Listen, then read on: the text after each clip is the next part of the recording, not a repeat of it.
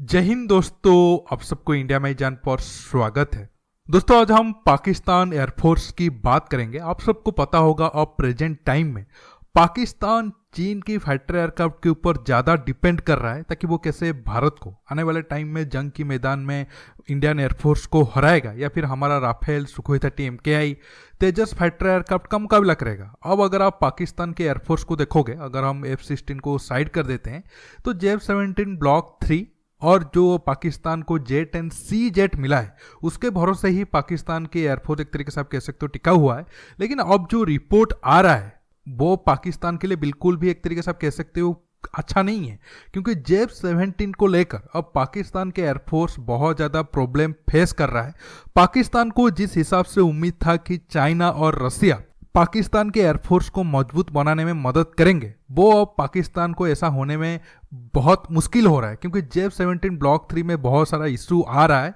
अगर वो बहुत जल्द ठीक नहीं हुए तो एक तरीके से आप कह सकते हो वो फाइटर एयरक्राफ्ट पाकिस्तान के कोई काम के नहीं रहने वाले हैं। आज मैं इसी टॉपिक पर बात करूंगा, जो J-17 ब्लॉक 3 या फिर J-17 की सीरीज के जरिए पाकिस्तान ये सोच रहा था कि वो इंडियन एयरफोर्स को चुनौती दे पाएगा और 300 के करीब J-17 जो अलग अलग वेरिएंट है उसे इस्तेमाल करने का प्लान था पाकिस्तान का। लेकिन वो ऐसे अचानक फेल क्यों हो गया? क्यों अब पाकिस्तान के प्राइम मिनिस्टर खुद रसिया जाकर पुतिन को रिक्वेस्ट करने के बाद भी क्यों रसिया और पाकिस्तान को मदद नहीं कर रहा है J-17 को लेकर? आज मैं इसी टॉपिक पर बात करेंगे। जानने के लिए आप आखिर तक के वीडियो को देखते रहिए और ज़्यादा से ज़्यादा लाइक शेयर करना बिल्कुल मत भूलिए। अब मैं दोस्तों आपको पाकिस्तान एयरफोर्स में कितने सारे फाइटर एयरक्राफ्ट है वो बताता हूँ, इससे आप अंदाज़ा लगा सकते हो और पाकिस्तान J-17 के ऊपर कितना डिपेंड करता है। और ये जो पाकिस्तान का एक तरीके से आप कह सकते हो J-17 के ऊपर निर्भर है, वो और 15-20 साल ऐसे ही रहने वाला है, क्योंकि अब पाकिस्तान के पास F-16 जो एक तरीके से आप कह सकते हो एक वेस्टर्न एडवांस फाइटर एयरक्राफ्ट है, क्योंकि जो मिराज 3 मिराज 5 है वो तो है फ्रांस के, और पाकिस्तान के पास 120-30 नंबर पर भी है, लेकिन वो काफ़ी पुराना फाइटर एयरक्राफ्ट है, वो कुछ ज़्यादा काम के है नहीं।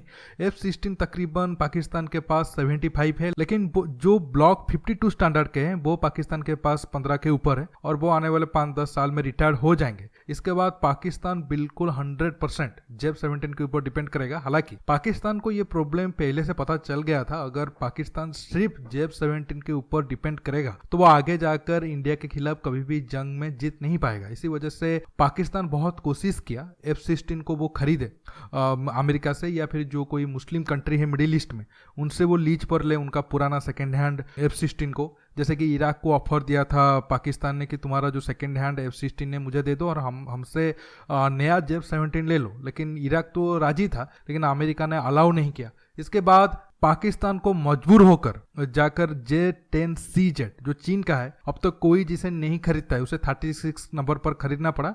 हालांकि 6 के करीब पाकिस्तान को मिल चुके हैं और 30 आगे आने वाले टाइम में उसे मिलेंगे। कुछ दोस्तों ने सवाल पूछा था, J-17 प्रोग्राम तो लगभग एक तरीके से आप कह सकते हो बहुत पहले अर्ली 2000 में पाकिस्तान चीन के साथ शुरू किया था, तब तो पाकिस्तान का अमेरिका के साथ संबंध अच्छा था। तो इतना शुरू में पाकिस्तान अमेरिका का या फिर वेस्टर्न कंट्री के फाइटर एयरक्राफ्ट की तरफ ना जाकर J-17 जो चाइनीज ओरिजिन है उसके तरफ क्यों गया? देखिए, इसके पीछे बताया जाता था कि कारगिल जंग या फिर उससे पहले पाकिस्तान कुछ अमेरिका ने F-16 तो दे दिया था, लेकिन F-16 कब पाकिस्तान इस्तेमाल करेगा या नहीं करेगा उसको लेकर अमेरिका का बहुत ज़्यादा रेस्ट्रिक्शन था।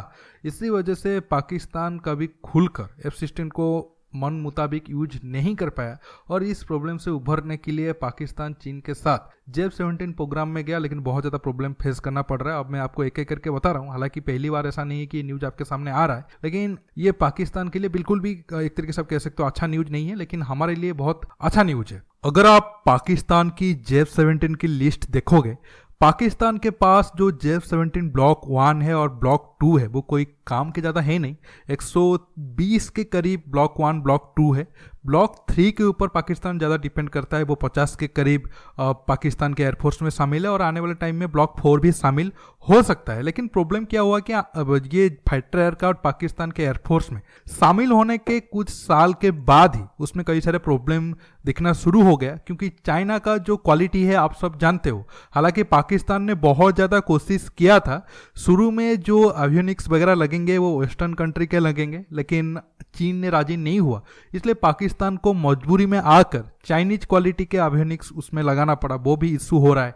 इसके साथ बहुत ज़्यादा ये भी सवाल उठाया जा रहा था, वो जो मेटल का बना है उसकी बॉडी वो भी अच्छा क्वालिटी का है नहीं।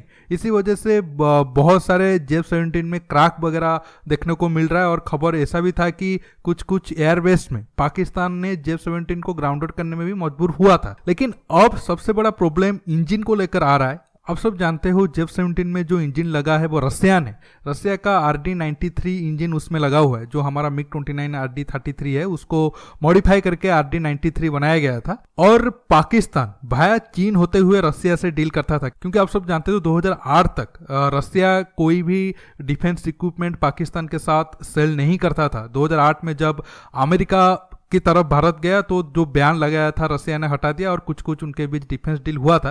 फिर भी ये इंजन का जो डील था भाया चाइना होकर होता था।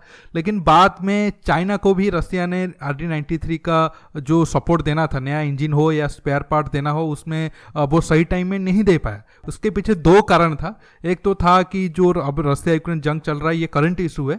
इससे पहले S-400 को लेकर बाकी मुद्दे को लेकर अमेरिका ने बहुत सारा सैंक्शन लगाया था। रसिया का जो डिफेंस कंपनी है उसको लेकर रसिया को डिफेंस एक्सपोर्ट करना बहुत प्रॉब्लम हो रहा था। इसके बाद पाकिस्तान को ये लगा कि वो अगर डायरेक्ट पुतिन के साथ बात करेंगे, ये डायरेक्ट रसिया के साथ बात करेंगे, उनको दो फायदा होगा।